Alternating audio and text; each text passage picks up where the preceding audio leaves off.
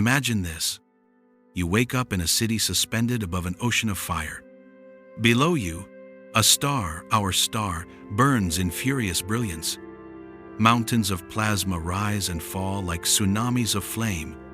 Magnetic storms twist into colossal vortices large enough to swallow worlds. And you are safe. You live inside a structure that bends the very laws of physics, the ultimate triumph of human engineering. Today, we're going to explore something that sounds utterly impossible. What would it actually take for humanity to live on the sun? Not to visit, not to send robots, to truly live, to build cities, harvest energy, work, grow food, all right above the sun's surface, balancing on the razor's edge between life and annihilation.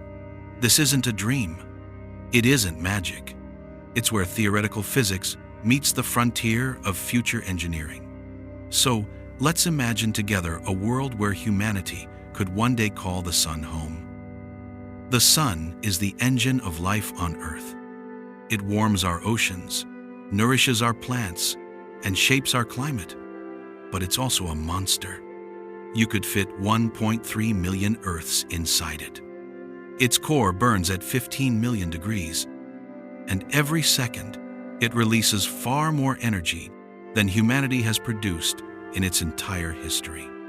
If we ever hope to live on the sun, we'll need technologies unlike anything humanity has ever created. So advanced, they'd elevate us to a Type 2 civilization on the Kardashev scale, a species capable of harnessing the energy of an entire star. But today, we're setting aside the purely theoretical, no full-scale Dyson spheres, or near impossible megaconstructs. Instead, we'll explore a more creative, more grounded, yet still wildly ambitious scenario. The sun's structure is layered like an onion. At its core lies a searing inferno of 15 million degrees, where hydrogen fuses into helium. Above that stretches the radiative zone, spanning millions of kilometers. And finally, energy reaches what we call the surface, the photosphere. The photosphere is the part of the sun that shines invisible light.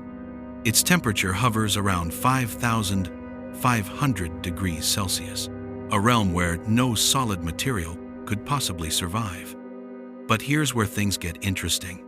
Just above it lies a thinner layer called the chromosphere, and in certain magnetic regions, temperatures can drop to around 1,000 degrees Celsius. Still deadly, yes, but with the right technology, magnetic levitation, and plasma insulation, this could one day become a theoretical zone of equilibrium for human habitation. This is the concept scientists refer to as the solar habitat zone. Cities floating within the sun's atmosphere, never touching the surface, yet sustained by the very star that once made life possible on Earth.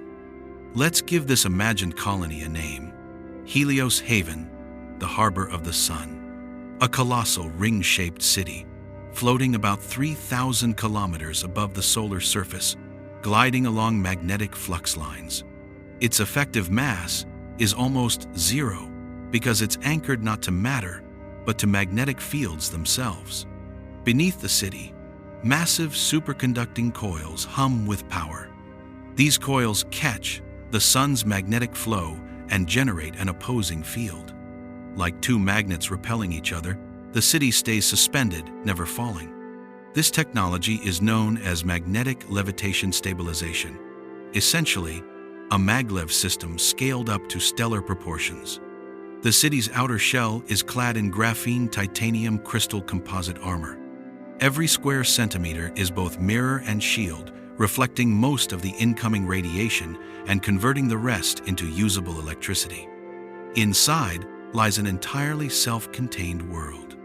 A synthetic atmosphere, recycling water systems, and agricultural zones sustained in perfect balance. Not a single drop of water escapes. Every atom is reclaimed, reused, and reborn within the cycle of Helios Haven. But the real challenge isn't heat, it's radiation. The sun doesn't just emit light and warmth. It unleashes deadly storms of particles, protons, neutrinos, gamma rays. That's why the heart of Helios Haven is protected by a three-tiered defense system. 1. Magnetic shield. Superconducting coils surrounding the city generate a magnetic field of 20,000 Tesla, about 500 times stronger than Earth's own magnetosphere. This field deflects ionized particles, creating a vast, invisible barrier against solar radiation. 2. Photonic armor. A network of phase-shifting mirrors controls heat by manipulating the phase of incoming light. Instead of simply reflecting or absorbing it, these surfaces redirect energy without scattering it, a masterpiece of photonic engineering. 3. Plasma cooling rings. Orbiting bands of ionized gas act as stellar radiators, carrying excess heat away into space. They absorb solar energy and re-emit it as harmless radiation, maintaining thermal equilibrium across the habitat. Working together, these three systems keep the colony's internal temperature perfectly stable. A comfortable 23 degrees Celsius, a pocket of calm and life, hovering in the heart of a star. Living in the heart of solar energy creates a strange paradox for food production. Plants need light, but here, light is deadly. That's why agriculture takes place inside light-filtered domes. The spectrum needed for photosynthesis, blue and red light, is carefully allowed in. The rest, ultraviolet and gamma radiation, is filtered out. The farming zones operate entirely through hydroponic, soil-free systems. Water is recycled in a closed loop. Even plant waste is converted into new nutrients. And with energy so abundant, food production isn't limited to plants alone. Synthetic meat, algae, proteins, and even lab-grown enzyme-based foods form the foundation of the colony's diet. You wouldn't starve on the sun, but the taste of an apple might never be quite the same again. There is no natural atmosphere around the sun, so to breathe, the city must create its own balance of air. Inside Helios Haven, a carbon cycle life support system keeps everything alive.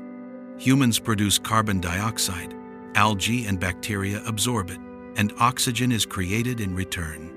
A completely closed, self-sustaining mini biosphere. Gravity, however, is entirely artificial. The city rotates in the shape of a ring, a radius of 10 kilometers, completing one full rotation every 45 seconds. This rotation generates a force equivalent to Earth's gravity. Water doesn't flow upward, and people feel the reassuring pull of a solid ground beneath their feet. Helios Haven possesses, quite literally, limitless energy. Collecting just 1/1000th of the sunlight, striking the sun every second, would generate enough power to sustain all of Earth's cities for centuries. This energy can be transmitted across the solar system through laser transfer systems. Mars colonies, even Earth itself, could draw power from these beams of light. Humanity becomes a species that harvests the energy of its own star. But this power also carries immense danger.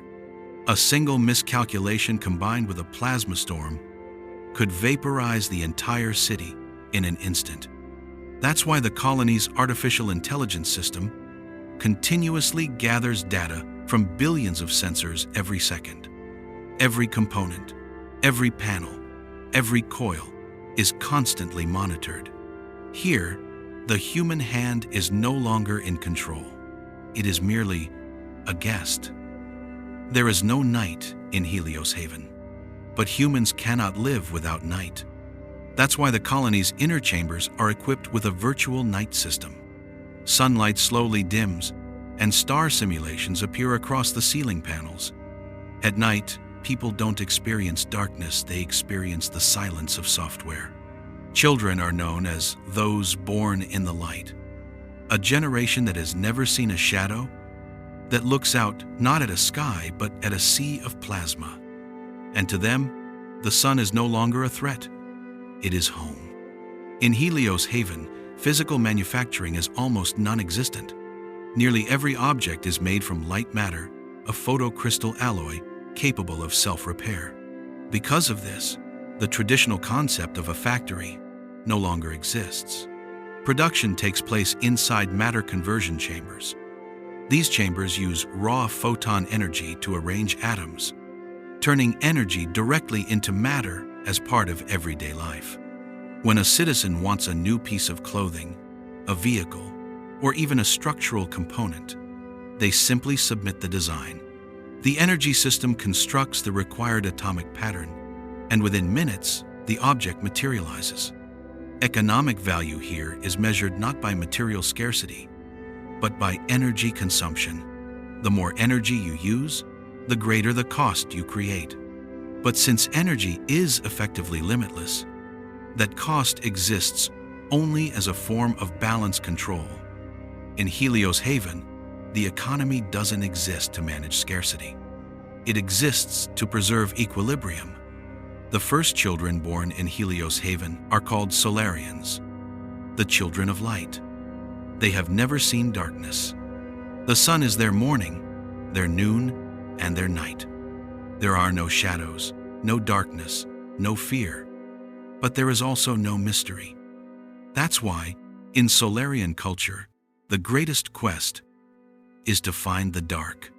Some spend time in artificial night chambers, sitting in complete darkness, trying to feel the meaning of light once more. Because for them, darkness is no longer an absence. It is something to be longed for. The society of Helios Haven teaches us one profound truth.